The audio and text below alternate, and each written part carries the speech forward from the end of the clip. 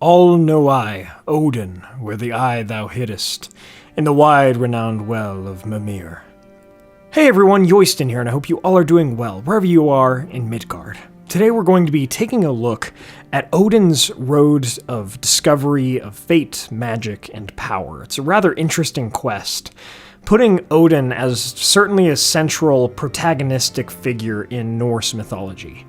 He makes different sacrifices at different points in his journey, discovers new things about his fate before it happens, as well as new powers that he possesses all the way up into his end in Ragnarok. So we're going to kind of go through a bit of a summary of all of those things and take a look at that. My friends, thank you all so much for joining me today on this adventure. Let's begin our tale.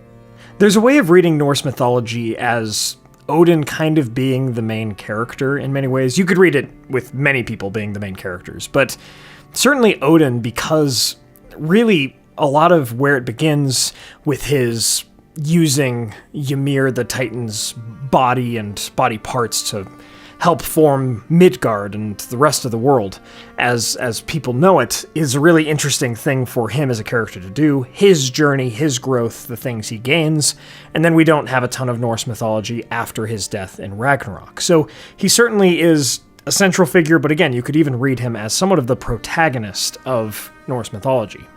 So, during all of this, first off, after the Aesir-Vanir War, which was a war between the two different types of gods in Norse mythology, the Aesir made peace with the Vanir, and Odin learned Seidr magic from the goddess Freya, which was this power of fate-weaving and prophecy, shamanistic magic like divination, manipulation of fate, spiritual and other such power.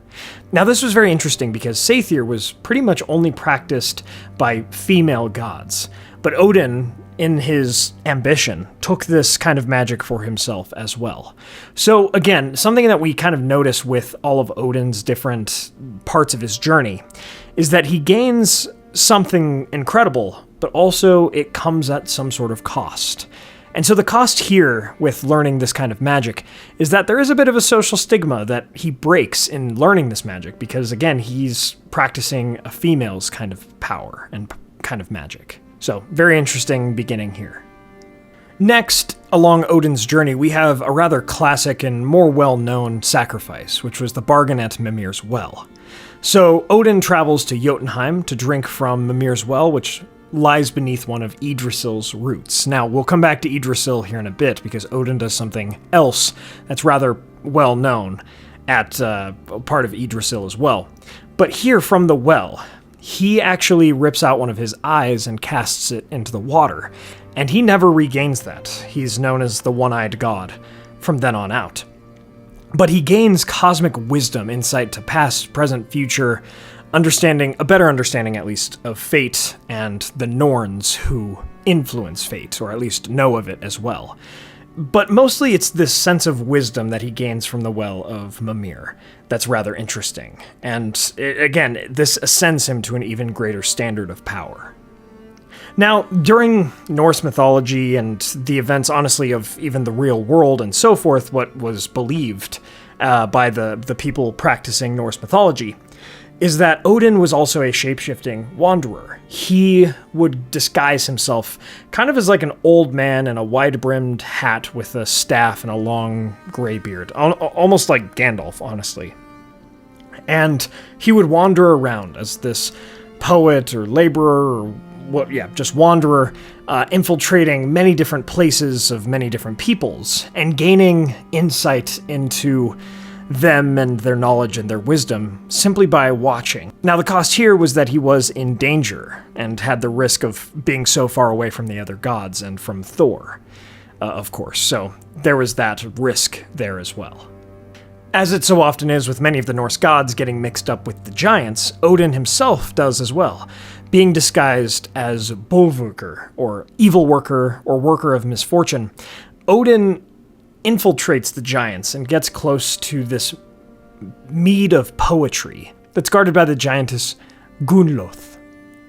He drinks all this mead of poetry, and he gains this mastery of the written word, verse, persuasion, the ability to influence minds. And in the form of an eagle, he escapes and is almost himself killed here.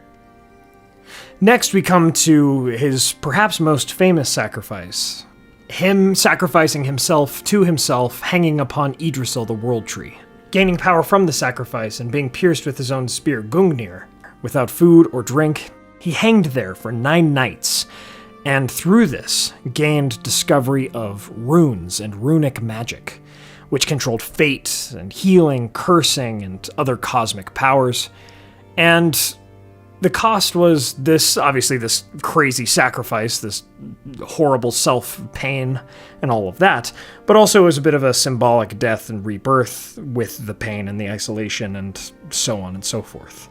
Finally, he would also journey to Hell and gain necromantic knowledge, as he would awaken a vulva, or a seeress, and he would get knowledge of Baldur's death, as well as the beginning of Ragnarok and the end of the gods, including himself and the world.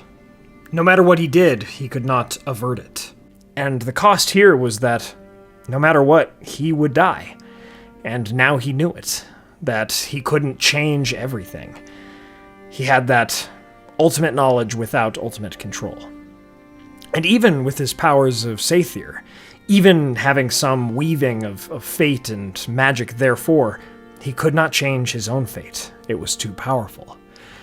All of this, along with the magical artifacts such as his gold multiplying ring, Draupnir or Sleipnir, his 8-legged steed or his spear Gungnir, or his 2 ravens, Hugin and Munin, who were aspects of himself or thought and memory. He was incredibly, incredibly powerful. But again, this magic, this sort of journey, especially, again, one filled with horrendous, terrifying self-sacrifice, he became unlike almost any other god in any mythology, having this knowledge of magic and wisdom and runes and fate and what was to come and all of that, in such a way that, even with all of that power, he could not prevent his own death.